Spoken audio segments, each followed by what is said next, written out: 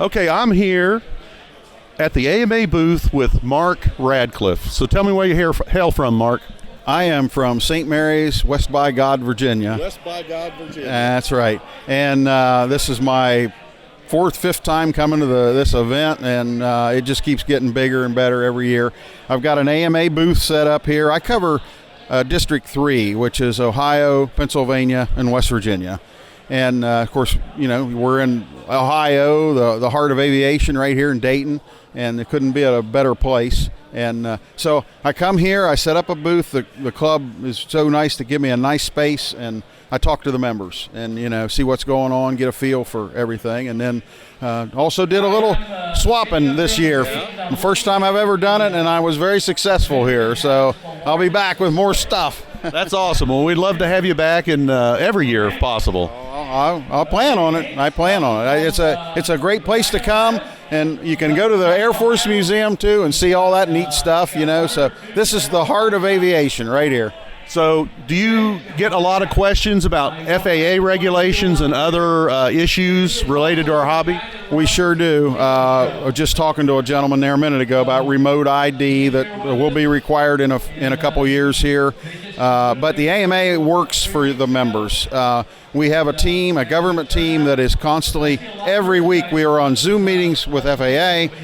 Last week we actually had face-to-face visits in Washington with FAA and senators. That's the first time that's happened since COVID.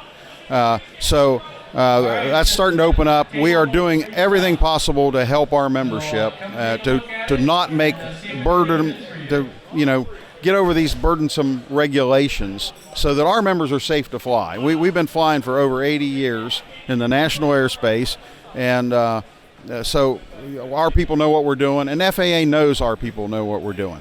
It's the the kind of the newer drone crowd that's come in that can flip a switch and go into the air and not have to control it and cause all kinds of havoc. So yeah, kind of my impression on that subject is the barrier to entry to the hobby used to be really high.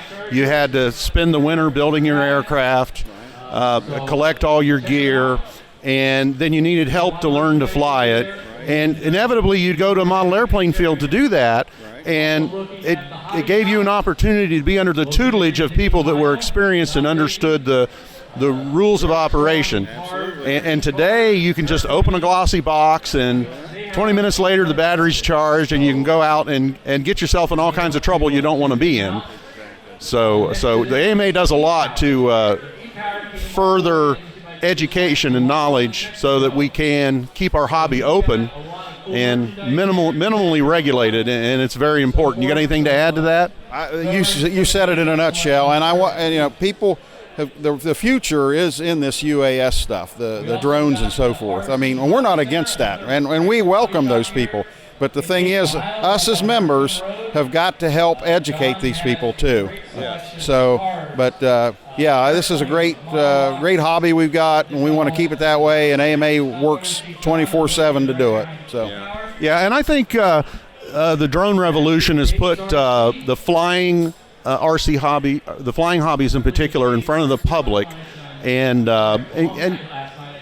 give us some more exposure that can be positive, because I do run into people who want to get into airplanes that started with a drone somewhere. Yep, that's good. It's a great entry point. So, for a while there, a lot of our clubs were just fighting this, and it's time that we embrace these people and get them to our fields and teach them, and it can only help. So, all right, well, thank you very much, and we hope to see you again next year. I'm planning on it. Thank you, Dave. Okay.